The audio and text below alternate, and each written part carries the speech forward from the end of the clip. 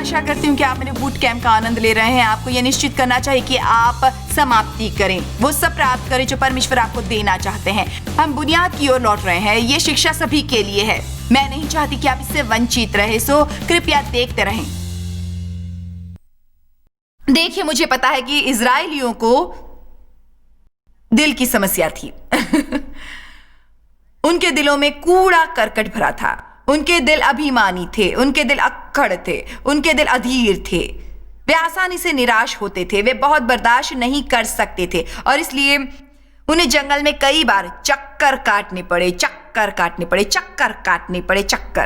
जब परमेश्वर उनके बुरे रुख निकालने की कोशिश कर रहे थे। ये दुख की बात है, बहुत अफसोस की बात है कि कई लाखों में से जो मिस्र में से निकले थे, मूल दल के केवल 2 लोग वादे के देश में पहुंचे। मुझे अभी भी हैरानी होती है, परंतु मेरे विचार से हम उन प्रतिशत को देखकर कह सकते हैं, न जाने कितने मसीही सचमुच कभी पहुंचते हैं वादे के देश में। देखिए, वादे के देश में रहना हमेशा उसके बारे में बोलने से भिन्न होता है। मैं उस स्थिति पर पहुंची थी कई वर्ष पहले, शायद 15 वर्ष पहले, जब मैं दूसरों के वादे के देश पर प्रचार सुनकर तंग आ गई थी। मैं वादे के देश में रहना चाहती थी और मैं स्वयं परमेश्वर के साथ गंभीर हुई और कहा, चाहे जो भी करना पड़े, मैं परेशानी में नहीं जीऊंगी, मैं शांति के बगैर नहीं जीऊंगी, मैं अपने जीवन के हर दिन का आनंद उठाना सीखूंगी। इसलिए हमने टीवी प्रोग्राम का नाम रखा है, आनंद उठाइए प्रतिदिन के जीवन का। यदि आप अपने साधारण रोजमर्रा जीवन का आनंद नहीं ले सकते तो जीने का क्या अर्थ होता है? यदि हम हर दिन उठकर केवल क्रोधित और नाराज होते हैं और यदि कोई हमारे विरुद्ध आए तो हम कड़वे और क्रोधित होकर क्षमा नहीं करते और हमें ऐसे लोगों के साथ समस्या होती है जिनके साथ मित्रता पूर्वक रहना आसान नहीं होता, तब शैतान के पास सभी परेशानियां होती हैं। हमें अपनी परिस्थितियों से बदलने की आशा करनी बंद करके कहना चाहिए, परमेश्वर मुझे बदलिए। सचमुच ये एक विश्वासी के लिए रूपांतरण की स्थिति होती है। वो एक विश्वासी के लिए निर्णायक क्षण होता है जब हम समझते हैं कि परमेश्वर दरअसल उन परिस्थितियों द्वारा जिन्हें हम बदलना चाहते हैं हमें बदल रहे हैं, और ये कि जब परमेश्वर उस परिस्थिति से निपट लेंगे और उससे हम बाहर निकाल दिए जाएंगे जो अपेक्षा की जाती है वैसा होगा, तो उसके बाद हम बदलेंगे। मैं ये नहीं कह रही कि वो सब सही होती हैं, ना ही ये कि सब उचित होती हैं, ना ही ये कि वे सब परमेश्वर की ओर से होती हैं, बल्कि ये कह रही हूं कि परमेश्वर उन्हें इस्तेमाल करेंगे। वो ऐसे बुराई से भलाई करवाते हैं। सभी बातें मिलकर उनका भला करती हैं जो परमेश्वर से प्रेम करते हैं और उनके उद्देश्य के अनुसार बुलावा पाता है। यूसुफ ने अपने भाइयों से कहा, तुमने जिसके द्वारा बुरा करना चाहा, परमेश्वर उससे मेरा भला करना चाहते थे। परमेश्वर बुरी चीजों द्वारा इस तरह अच्छा करवाते हैं। आमीन। गिनती 21, 4, 5।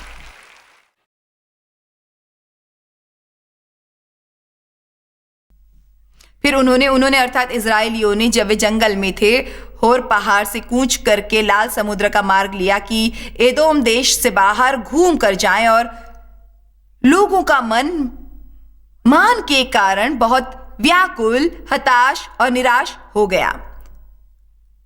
सुबह परमेश्वर और मूसा के विरुद्ध बात करने लगे। उन्होंने आरंभ किया दोष लगाना, शिकायतें करना, बड़बड़ाना, खीजना, तुम क्यों हमें मिस्र से बाहर लाए ताकि हम जंगल में मर जाए? हमारे पास रोटी नहीं है, हमारे पास पानी नहीं है, और हमें इस मन्ना से घृणा है, चमत्कार से मिलने वाली रोटी से।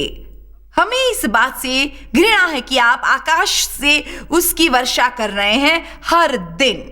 हमें उससे घृणा है परमेश्वर, हम उससे अब उब गए हैं। उन्हें दिल की समस्या थी। आमीन। वे लोभी थे, चिड़चिड़े, बदमिजाज, अधीर। वे कभी तृप्त न होते, परमेश्वर चाहे जो भी करते। और जब कोई ऐसा होता है तो वे जंगल में हर दम भटकने के अलावा कुछ नहीं कर सकता। भटकता रहता है जब तक ये नहीं कहता, मैं जान गया हूं, ये परीक्षा है और मैं इसमें सफल होऊंगा। चलिए भी। आमीन। अब याकूब 1, 2 याकूब 1:2।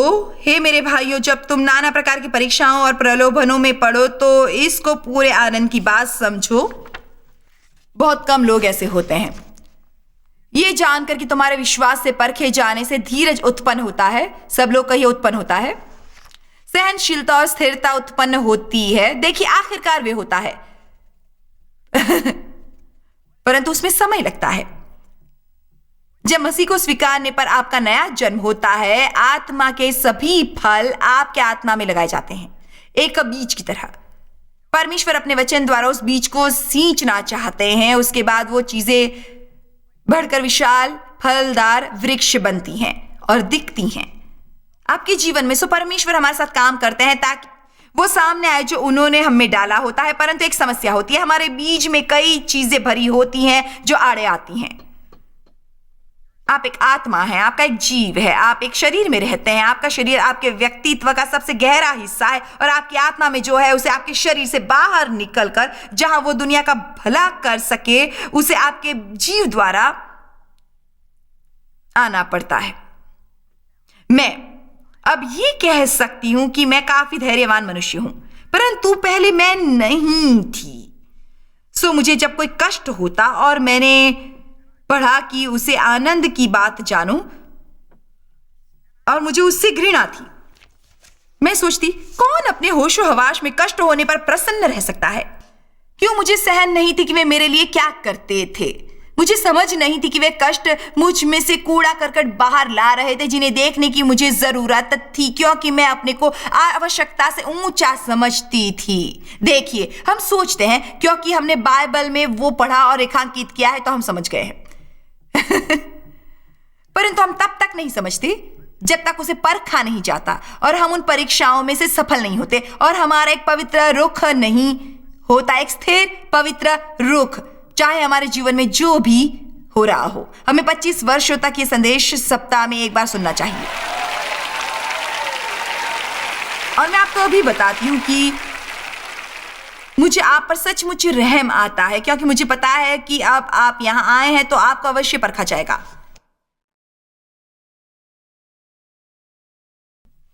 जी हां, किसी को इसके बारे में प्रसन्न होना चाहिए।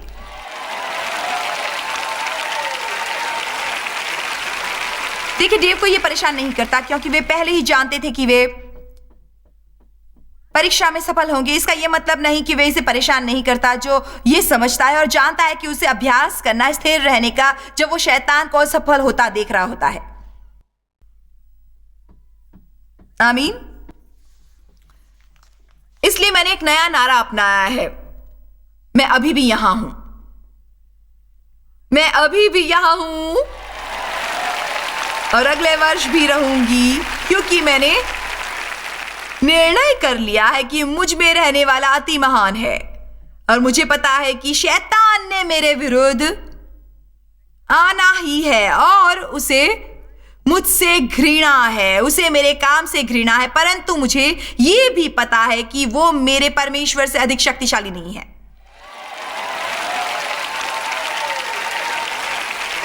मैं जानती हूं कि परमेश्वर मेरा बदला लेंगे और परमेश्वर मेरा बचाव है। आमीन। सो हमें थोड़ा धीरज मिलता है, परंतु मेरी बात याद रखें, धीरज से पहले इन परीक्षाओं ने मुझ में से और बहुत कुछ निकाला, जैसे क्रोध, आग बबूला होना, शिकायत करना, खींचना और बुड़बुड़ाना। आपको पता है, मैं आखिरकार अपने से ऊब गई। कहिए, यहां कोई ऐसा है जो अपने से ऊब गया है, जिसे लगता है मैं आइंदा इस तरह व्यवहार करना सहन नहीं कर सकता। मैं थक गया हूं आशा निराशा में झूलते हुए और शैतान को अपने पर नियंत्रण करने देकर। मैं शिकायत करके, बुड़बुड़ाते और खींचते हुए और अपने पर रहम करते हुए थक गया हूं। जब मेरे जीवन के लिए सुंदर जीवन उपलब्ध है, जब आप अपने से सचमुच उब जाते हैं, तब आप कहते हैं मैं बदलने को तैयार हूं, चाहे जो भी करना पड़े। मुझे वेदी से बांध दो यदि जरूरत हो, क्योंकि अगले वर्ष इस समय तक मैं ऐसा नहीं करना चाहता। याकूब 1:12-14। धन्य, प्रसन्न, ईर्ष्या के लायक हैं वे मनुष्य जो परीक्षा में स्थिर रहता है, क्योंकि वे खरा निकलकर जीवन का वे मुकुट पाएगा जिसकी प्रतिज्ञा प्रभु ने अपने प्रेम करने वालों को दी है। मेरी बात याद रखिए, इन परीक्षाओं में से सफल होकर आपको पदोन्नति मिलती है। इन परीक्षाओं से सफल होकर आपको इनाम मिलता है। यदि इस वक्त आप कुछ कष्ट सहन कर रहे हैं, यदि आप परमेश्वर से अनुग्रह को, पवित्र आत्मा की शक्ति को अपने जीवन में सक्रिय कर सकें और आप स्थिर रहकर अच्छा इकरार कर सकें, तो उनसे बाहर निकलने पर आपको पदोन्नति मिलेगी। आमीन। हमारी कई तरह की परीक्षाएं होती हैं, इम्तिहान होते हैं। उदाहरण के लिए विश्वास की परीक्षा उन परीक्षाओं में से एक जिसमें हमें सफल होना होता है, और इसका मतलब यह है कि हमें परमेश्वर पर तब विश्वास करना होता है जब हमें बिल्कुल पता ना हो कि क्या हो रहा है, वे हमें बिल्कुल समझ ना रहा हो और हमें अनुचित लगे और वे बहुत कष्टदायी हो और परमेश्वर के वचन से किसी भी तरह मेल न खाता हो। मुझे ये बिल्कुल समझ नहीं आ रहा, ये बहुत कष्ट दे रहा है, मेरी आवाज नहीं निकल रही है, परंतु मुझे आप पर विश्वास है, पूरा विश्वास है। जब भी आपको शिकायत करने का प्रलोभन हो, उसकी बजाय आप कहें, जोर से कहें, परमेश्वर मुझे आप पर विश्वास है, पूरा विश्वास है।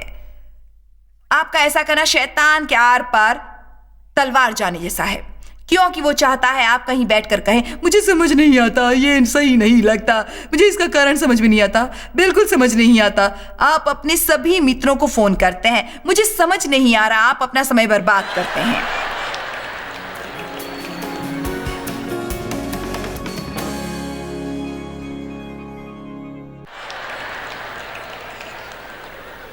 वे खुद नहीं जानते कि उन्हें क्या समस्या है।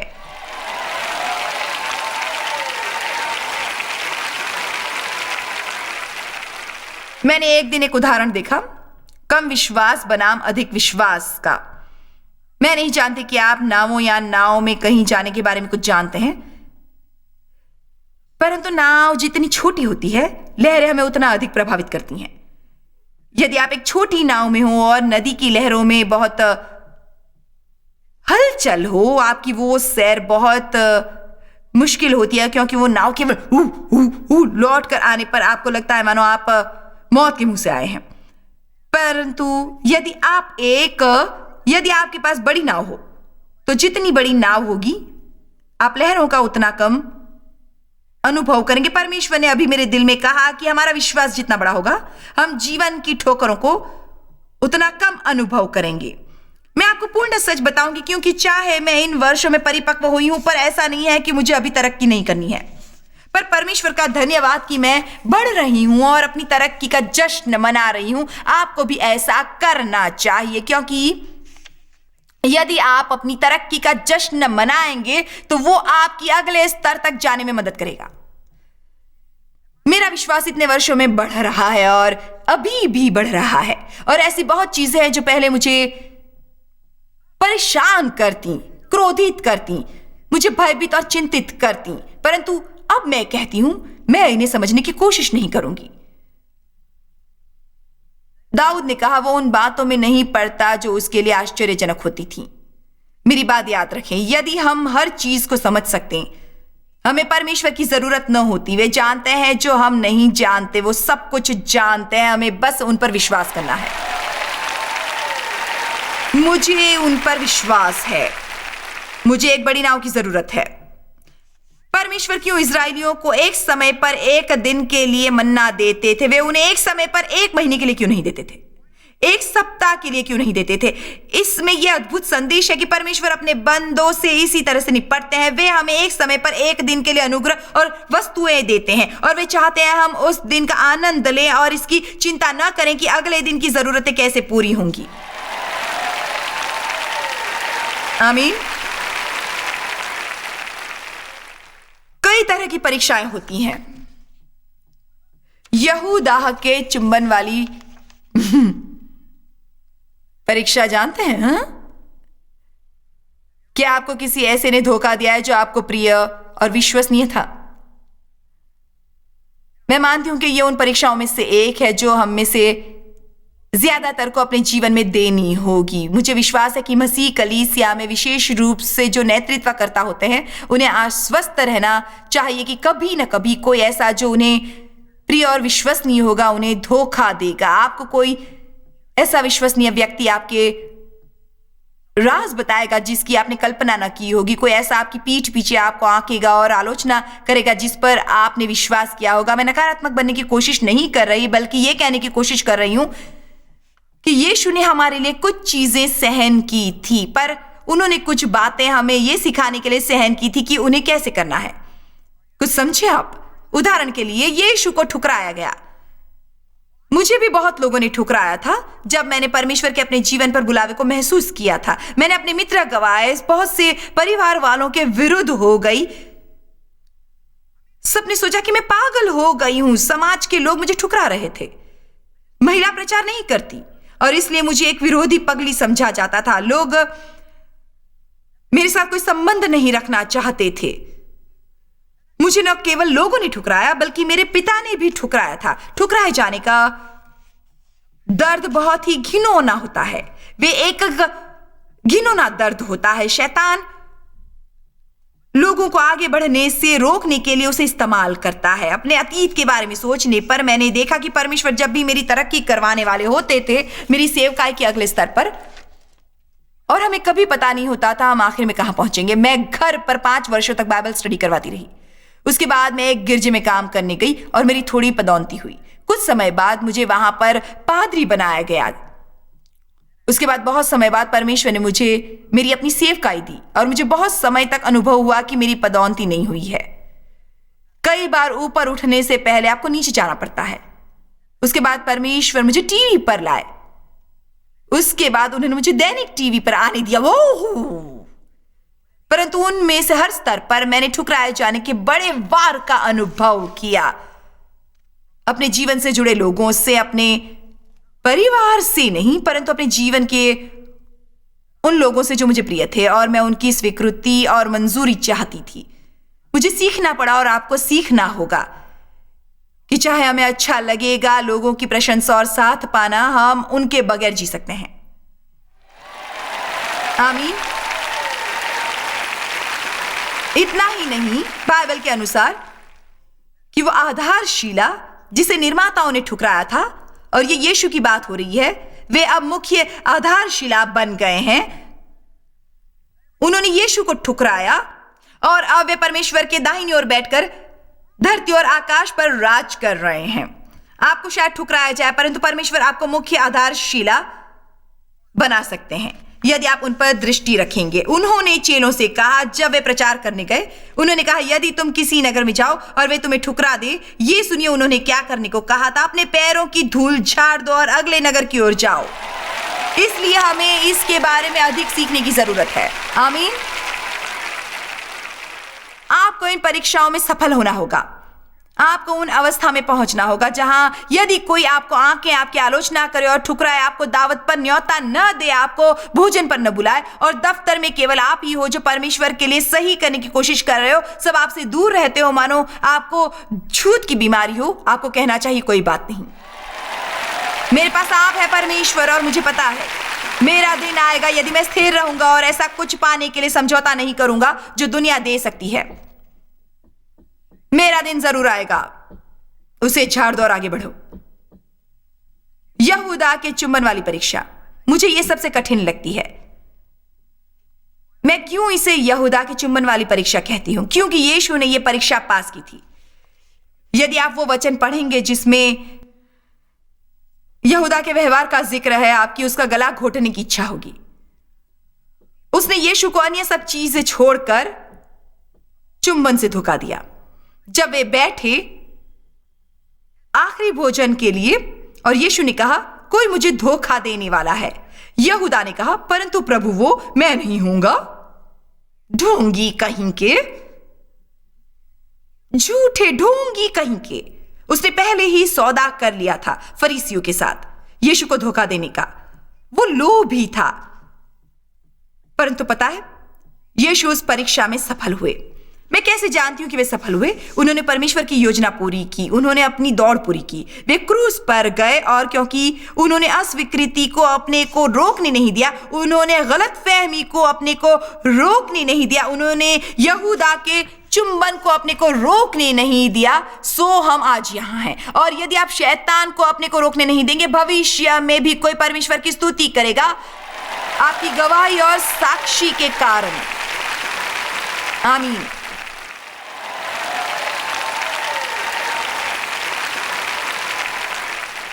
कहिए, मैं अपनी परीक्षा में सफल होऊंगा। परीक्षाएं कई तरह की होती हैं। क्षमादान की परीक्षा, हम उसके बारे में कल ही अधिक बात करेंगे। अप्रिय को प्रेम करने की परीक्षा। हे परमेश्वर, मेरी प्रेम में चलने में मदद करो। देखिए, आपने स्वयं इसकी मांग की है, आपने अभी इसकी मांग की है। मेरी बेटी ने 3-4 वर्ष पहले एक दिन मुझे फोन किया था। उसे एक व्यक्ति के साथ बहुत समस्या हो रही थी। वो व्यक्ति उसे पागलपन की कगार पर ले गया था। उसने कहा, मैं इतनी क्रोधित थी, इतनी परेशान थी और केवल उस व्यक्ति को अपने जीवन से निकालने के बारे में सोच रही थी। मैं आइंदा ये सहन नहीं करने वाली, मैं वो नहीं करने वाली। उसने कहा, फिर परमेश्वर ने मुझे याद दिलाया कि मैंने प्रार्थना की थी कि मैं सबसे प्रेम करूंगी। देखिए, हम ऐसी प्रार्थना करते हैं जो बहुत आत्मिक सुनाई देती है। हे परमेश्वर, मैं सब समर्पित करती हूं, मुझे आपसे प्रेम है प्रभु, मेरा जीवन ले ले और मैं सच जो करना चाहे करें। हे परमेश्वर, आपकी इच्छा पूरी हो, मेरी नहीं। मुझे प्रेम करना सिखाइए। वे कहते हैं या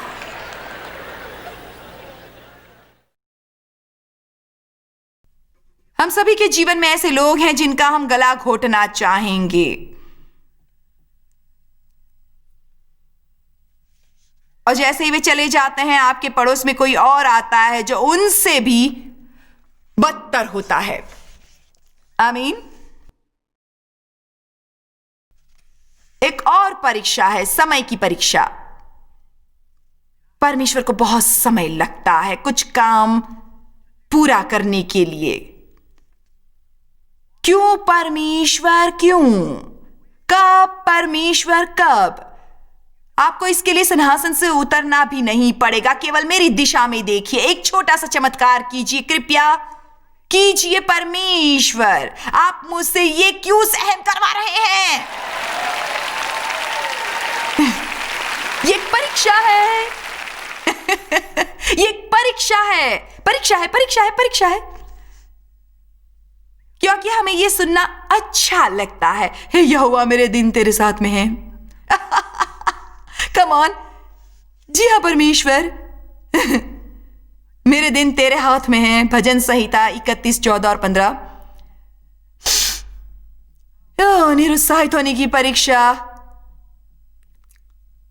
हताशा की परीक्षा, अपनी इच्छा वाली परीक्षा, जंगल वाली परीक्षा, अकेलेपन की परीक्षा, परीक्षा परीक्षा परीक्षा परीक्षा परीक्षा।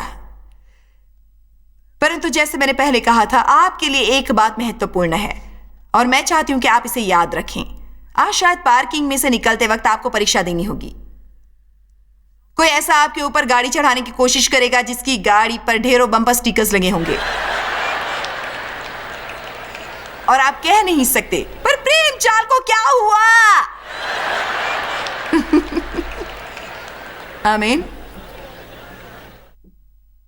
यह संभव है कि आप बाहर साधनों की मेज पर जाएंगे और अपने लिए सीडी या किताब खरीदने की कोशिश करेंगे, पर कोई अपनी किताब खरीदने समय आपको गिरा सकता है। आपकी इच्छा होगी कि उन्हें, परंतु उसकी बजाय आप क्या कह सकते हैं? यह एक परीक्षा है, यह एक परीक्षा है। जॉयस ने मुझे बताया था कि मेरी परीक्षा होगी और मेरे मन में एक उद्देश्य है कि मैं आइंदा जीवन में परीक्षा में सफल होंगी। मैं परीक्षा में सफल होंगी। काश मैं परीक्षा में सफल हो सकती। आमीन। मैं आपको बताना चाहूंगी कि जब आप परीक्षाओं में सफल होने लगेंगे तो आपकी इतनी परीक्षाएं नहीं होंगी, और यदि होती भी हों आपको उनकी ओर इतना ध्यान नहीं देना है। मुझे परेशानी नहीं होती यदि हमारे होटल के कमरे में तौलिया नहीं होता, मैं अपना यूज करती हूं। देखिए, हमें अब समझदार बनना है। कहिए, मैं अपनी परीक्षा में सफल होऊंगा। आमीन। अब आप खड़े हो सकते हैं।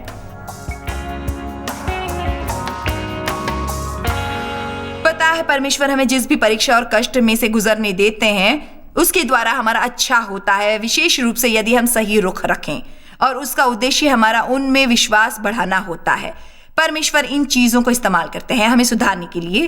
दबाव के इन मौकों पर हम कैसा व्यवहार करते हैं वे सबसे महत्वपूर्ण बात होती है, और इस बात की सच्ची परीक्षा कि हम असफल होते हैं या सफल। इसलिए चाहे जैसी भी परीक्षा हो, आप कह सकते हैं मैं फिर भी आनंदित होऊंगा। आपकी शायद इच्छा नहीं होगी, परंतु आप विश्वास द्वारा ये मानकर कह सकते हैं कि चाहे जो भी हो उसके द्वारा आपका अच्छा ही होगा। आप पर आज चाहे जो भी मुश्किलें आ रही हों, पर आपका अच्छा ही होगा। यदि आप अच्छा रुख रखेंगे, यदि आप परमेश्वर पर विश्वास करेंगे, उसके द्वारा आपका अच्छा ही होगा।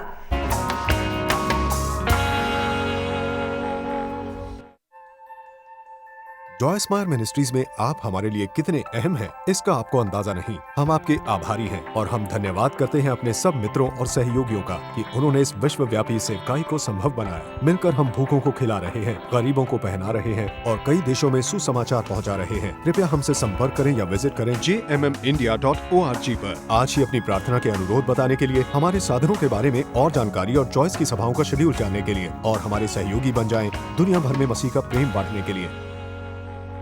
ये कार्यक्रम जॉय स्माइल मिनिस्ट्री के मित्रों और पार्टनर्स द्वारा